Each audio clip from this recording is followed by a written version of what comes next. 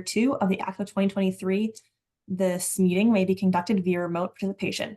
You'll post an audio recording, audio-video recording, transcript, or other comprehensive record of these proceedings as soon as possible after the meeting on the Somerville website.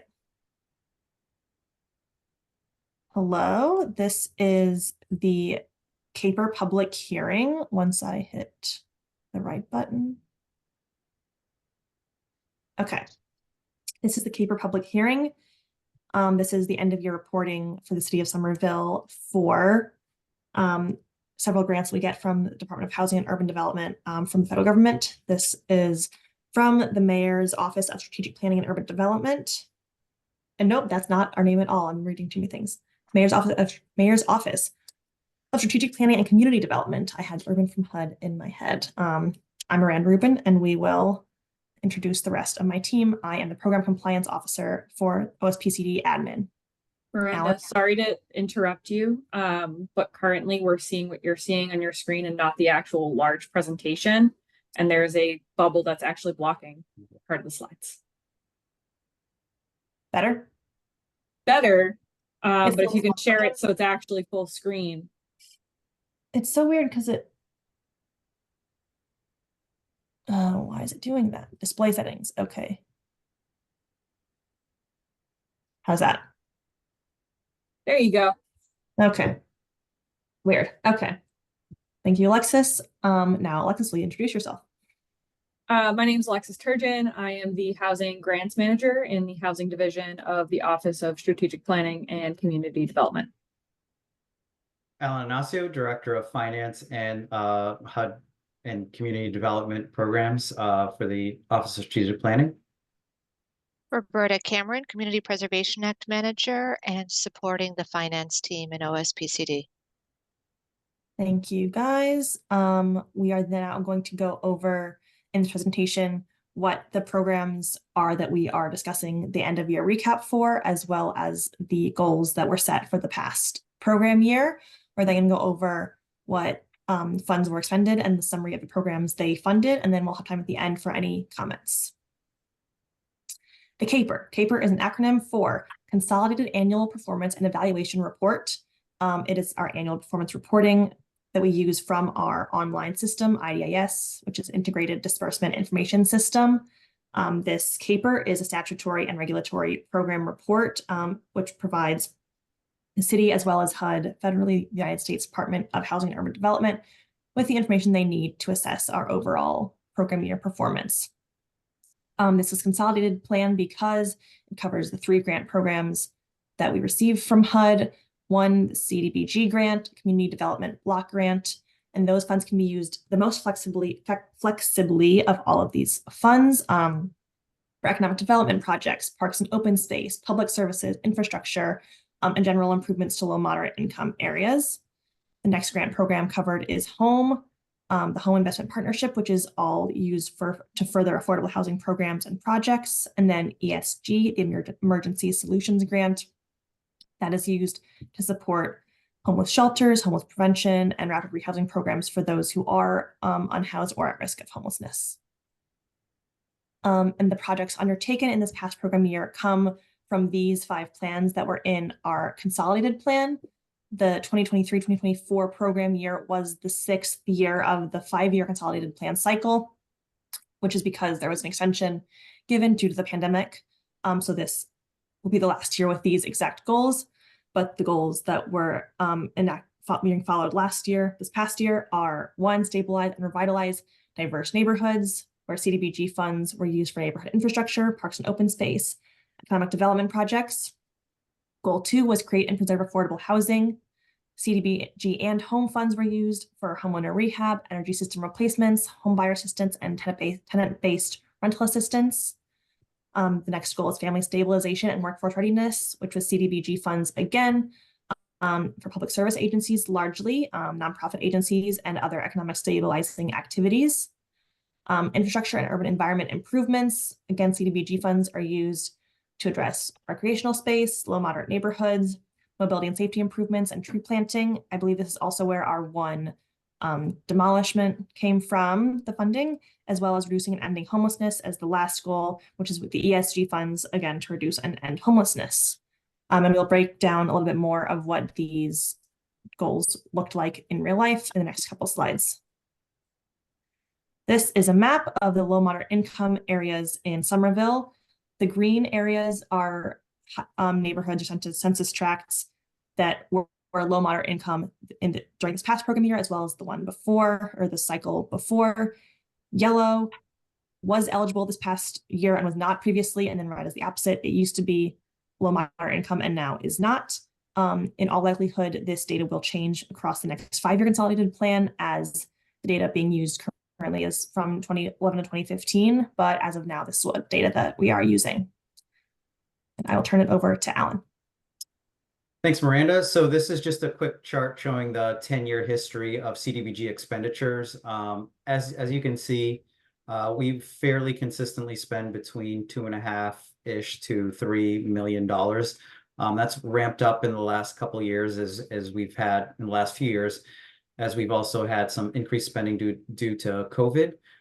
You'll see there's a couple in the last three or four years. There's a separate call out bars specifically for the CDBG CV program, which is a one-time allocation of CDBG funds for COVID purposes. But generally speaking, our expenditure rate has remained, for the most part, fairly consistent. Breaking it down a step further for the 23-24 year, we spent our expenditures pretty evenly across most of the program types. There are a few things to note. So in economic development, our expenditures there were mainly focused on continuing to support our Main Streets organizations. As in the previous COVID intensive years, we had a lot more significant economic development expenditures, providing direct micro assistance business loans to our small businesses, and that has kind of waned off. For the first time in 23-24, we had our first slum and blight demolition activity at 24 Cross Street, which is the first slum and blight project the city's had in numerous years. And everything else is fairly expended consistently. Public services at the cap, or close to the cap, administration close to the cap, and $400,000 in our housing acquisition and rehab program. You'll note the bulk of expenditures in 23-24 was to fund some opportunistic parks and open space activities in Union Square, as the large-scale development is really ramping up in that district. And we were able to fund some key parks and open space projects with several years of older entitlement funding as well. So you'll see the large one-time expenditure in the parks and urban forestry expenditure that took place. Moving on to some more project specifics. Again, as I mentioned, economic development was mainly focused on supporting our East Somerville and Union Square commercial district partners. Each of those Main Streets organizations assist 10 businesses a year. In infrastructure and urban environment, again, those were mostly focused on parks and open space improvements. So you have 217 Somerville Ave, which went to a groundbreaking in the spring of 24, and so that will continue progressing in 25. We have Glen Park Community Garden, which was completed in the spring and is now open and available to residents. Junction Park continues in progress, but is substantially completed, and we believe it will complete during the course of 2025. Also, the one note here, going back to my last slide, which is just simply an acquisition activity, we did make a large partial open space parcel acquisition in the Union Square area, as I mentioned before. And we also continued our routine planting program, which again planted 109 trees this fiscal year across all eligible low mod census tracts. To help meet our create and preserve affordable housing goals, we spent about $430,000 in CDBG and about $1.9 million in home funds over the last program year. These funds were used to do some residential rehab for low, moderate income homeowners in the city. These included some energy efficiency upgrades, as well as some accessibility upgrades to those properties. We also provided closing cost assistance to 5 home buyers who were selected through our inclusionary housing lotteries to purchase some affordable units. And we assisted 2 folks with tenant-based rental assistance as well through our home program. So those 17 households you'll see reported in our CAPER, since those projects were completed during the last program year. However, we also assisted 2 projects. One is Waterworks 2, which is the creation of 21 affordable units for seniors. This project is still under construction, and the units that'll be completed will be reported in the next CAPER. And 657 Somerville Ave, which is the rehabilitation of 9 affordable units. This is bringing units back online that were lost due to a fire about 3 years ago. And these units will also be completed in a future year and reported in a future CAPER. But we did support both of these with funds during the previous program year.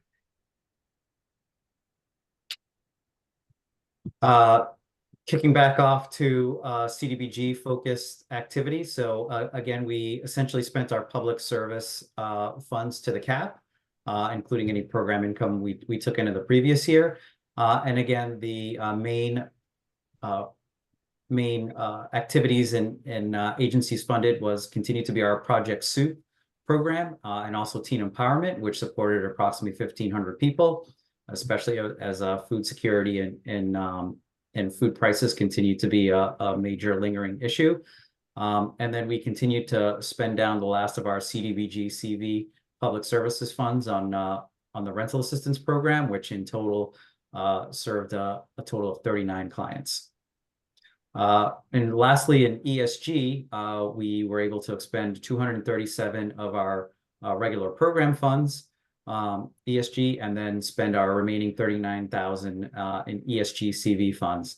And these went in the prescripted rapid rehousing, street outreach, shelter operations, and rental assistance, homelessness prevention activities. So in total, 110 persons were provided shelter and 280 persons were served with ESG. And that is the end of our presentation. The public comment period will be open. It was opened yesterday and will be open until the end of the workday on September 27th, which is for us 4:30 p.m. The online draft of the full CAPER can be found at the link below. Also, City of Somerville's website, if you go to the OSPCD admin site, it is there under the CAPER folder. There's time for comments after this, but any written comments can be sent to my email, mrubin@somervillema.gov, or by mail to me at OSPCD 93 Highland Avenue. Thank you so much.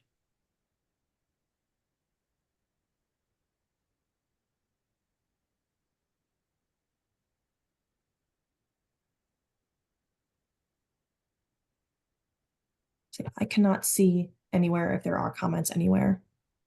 Is there anyone online, Roberta? Is anyone able to access the? There are no attendees. Okay. I think we So can we're not going to get close. any comments in person. We'll see if we get any remotely, but I will then end the slideshow.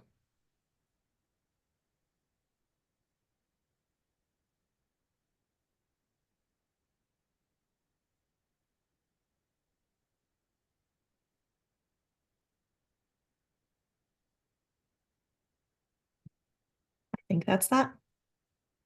We good to end recording? I think so. Okay. I think so.